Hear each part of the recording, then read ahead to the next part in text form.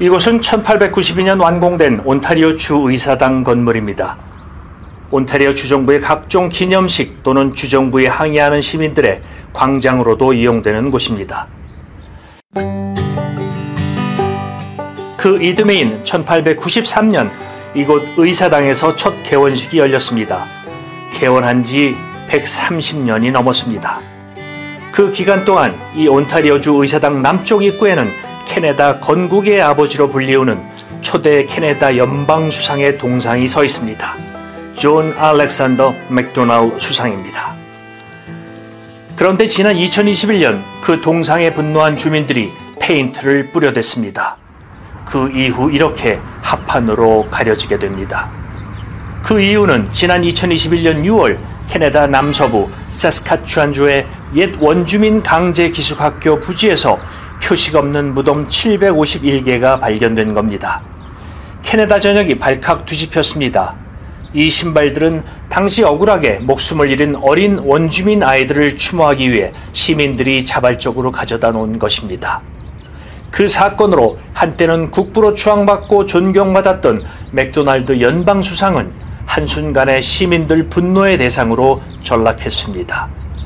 그렇게 캐나다 전역에 남겨진 그의 흔적들은 파괴되고 지워지기 시작했습니다. 130년이 지나 그렇게 캐나다식 역사의 심판을 받은 겁니다.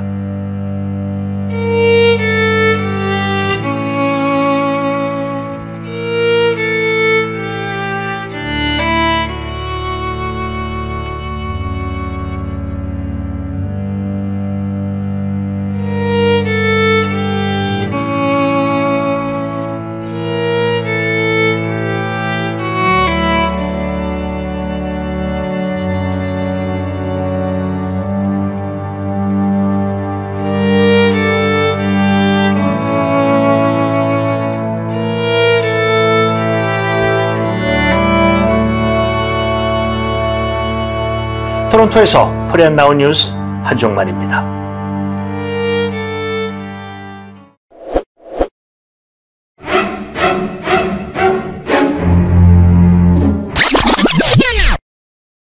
안녕하십니까. 코리안 나우 뉴스입니다.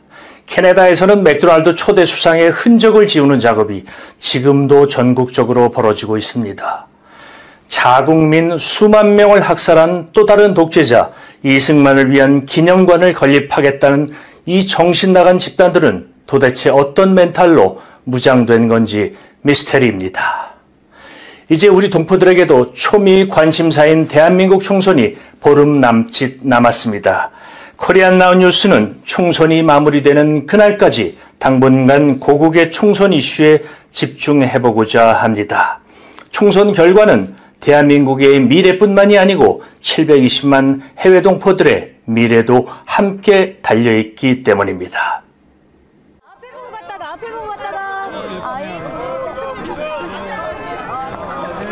최근 민주당 공천개혁 경선 잡음이 마무리되고 여당의 조용한 공천이라 뽐내는 김건희 수호 공천이 마무리 단계에 접어들었습니다. 하지만 민심은 천심. 잠시 주춤했던 민주당의 지지세가 본격적으로 회복되면서 지금 민심의 태풍이 무섭게 몰아치고 있습니다. 거기에 조국 혁신당이라는 우군이 새로운 돌풍을 일으키며 아군인 민주당을 도와 측면 지원으로 그 세력이 더 확산되고 있습니다. 이번 총선은 윤석열 정권의 이 퇴행과 국헌 문란 그리고 퇴행에 대해서 심판하는 것입니다. 윤석열 정권을 심판하고자 하는 모든 사람, 모든 세력은 힘을 모아야 합니다. 그게 국민의 뜻일 겁니다. 다만 큰 범주에서는 함께하되 더불어민주당은 더불어민주연합을 비례정당으로 함께 만들었습니다. 우리 국민들께서 더불어민주연합으로 담을 수 없는 부분들은 조국혁신당으로 담되 중요한 것은 일당이 반드시 더불어민주당이 돼야 된다. 더불어민주당이 과반수를 독자적으로 해야 효율적인 신속한 의사결정, 강력한 입법 추진, 국정감시가 가능하다. 이 말씀을 드리는 것입니다. 더불어민주당이 만든 비례정당은 더불어민주연합이다. 분명한 말씀을 드립니다. 조국혁신당의 당원 여러분, 지금 약 10만 명의 당원이 순식간에 모이고 지지율이 25%를 넘어서기 시작했습니다. 근데 이 자리를 빌어서 다시 한번 말씀드리는 것은 조국혁신당은 넓은 의미에서 범민주 진영의 일원입니다. 가장 큰 집이라고 할 수 있고 본진이라고 할 수 있는 민주당과 손잡고 연대해서 나아갈 것입니다. 일부에서 민주당과 조국혁신당을 또는 이재명 대표님과 저를 이간질하거나 갈라치게 하려는 움직임이 있습니다. 절대 속아 넘어가서는 안 됩니다. 저는 조국혁신당은 민주당의 발목을 잡을 생각이 추호도 없습니다. 민주당은 중산층도 생각하고 중도층도 생각해야 되기 때문에 수권정당을 꿈꾸면서 천천히 신중하게 나아가야 합니다. 그러나 저희는 민주당이 하고 싶은 행동 이 있지만 조심해야 될 그 부분을 먼저 나서서 민주당보다 더 앞서 나가서 싸울 생각입니다.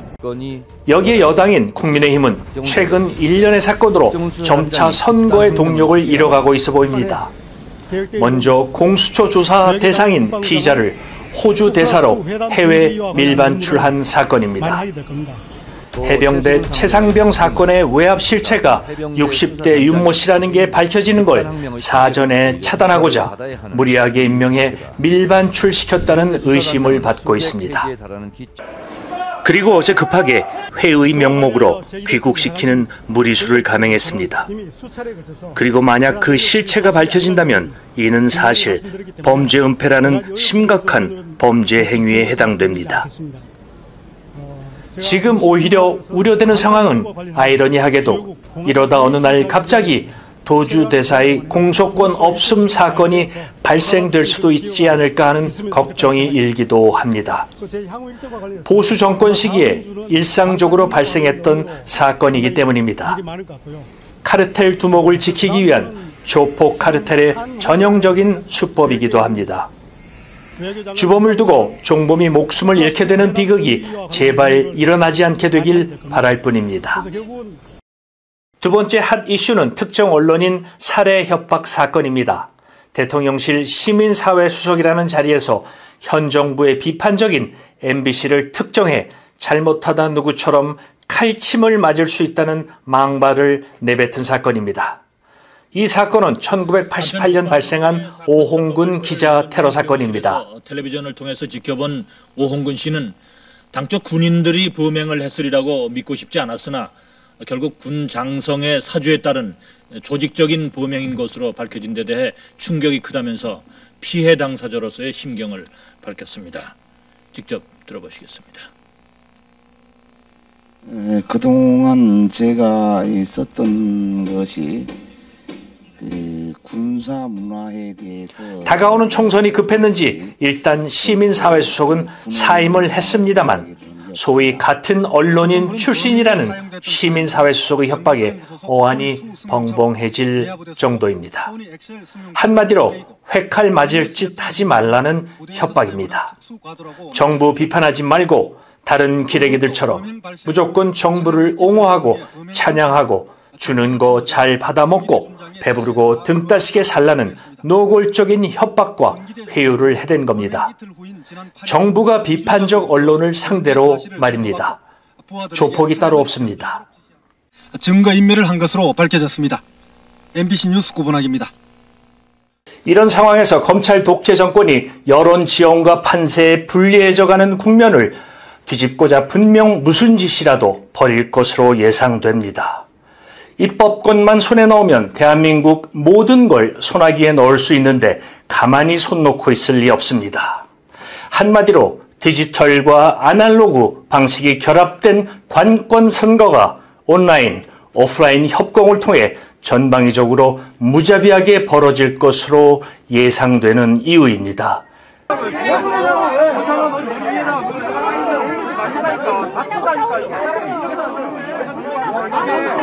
그 첫 번째 이미 장악한 사법 카르텔을 풀 가동할 겁니다. 일상화돼버린 검찰 기소, 소환, 압수수색, 구속 등을 가속화할 것으로 보입니다. 민주당의 시스템 개혁 공천으로 캐비넷 속 정치인들이 모두 정리된 까닭입니다. 쥐고 흔들 패가 모조리 사라진 시점이기 때문입니다. 따라서 그것이 무엇이든 점 같은 틈만 보이면 미친 개처럼 마구 물어뜯어댈 것으로 보입니다. 여기에 친정부와 보수, 우익화된 기득권 판사들을 동원해서 신속 판결, 압수수색, 영장 남발 등으로 유리한 국면 전환 시도를 위해 최후의 발악을 벌일 겁니다.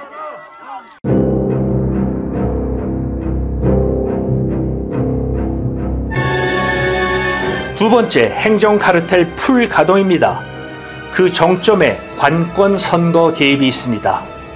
60대 윤모 씨가 민생 탐방이라는 허울로 전국을 돌며 노골적인 선거 개입에 나서고 있습니다.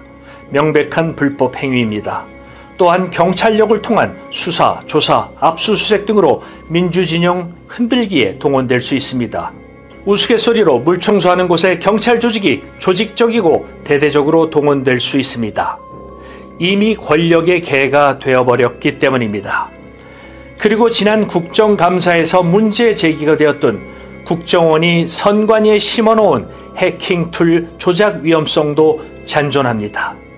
이렇듯 다양한 행정력을 동원해 선거 참여 방해를 위한 공작들이 은밀히 또는 노골적으로 진행될 것으로 보입니다. 시민 감시 따위엔 아랑곳하지 않고 콧방귀칠 집단들이라 더 독한 감시가 필요합니다. 10월 11일 강서구청장 보궐선거 개표 과정 손장난 시도 우려도 감안해야 합니다. 이미 지난 몇 번의 선거를 통해 백장묶음 결과가 뒤바뀔 수 있다는 문제점을 꾸준히 제기해왔다는 사실도 간과해서는 안 됩니다. 또한 박빙 지역 개표 분류기를 조작해 선거 결과를 뒤집을 가능성도 배제할 수 없습니다. 여기에 AI 딥페이크를 활용할 가능성도 역시 배제할 수 없습니다. 워낙 상상을 초월하는 짓거리를 눈 하나 깜짝하지 않고 저지르는 집단들이기 때문입니다. 따라서 선거를 마치는 날까지, 개표를 마치는 마지막 순간까지 독한 감시를 잠시도 멈춰서는 안 될 겁니다.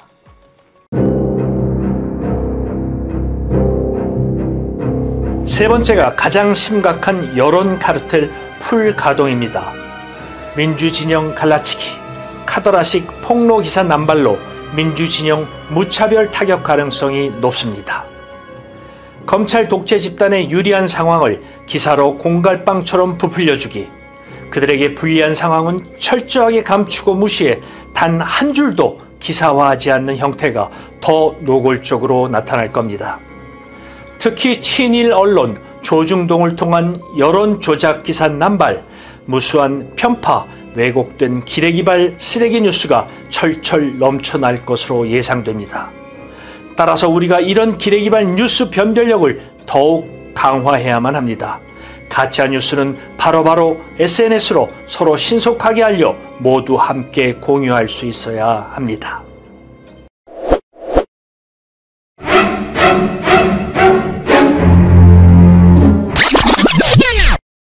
마지막으로 정말 우려되는 지점은 아군과 우군 간 서로 치고받는 편가르기 행태입니다.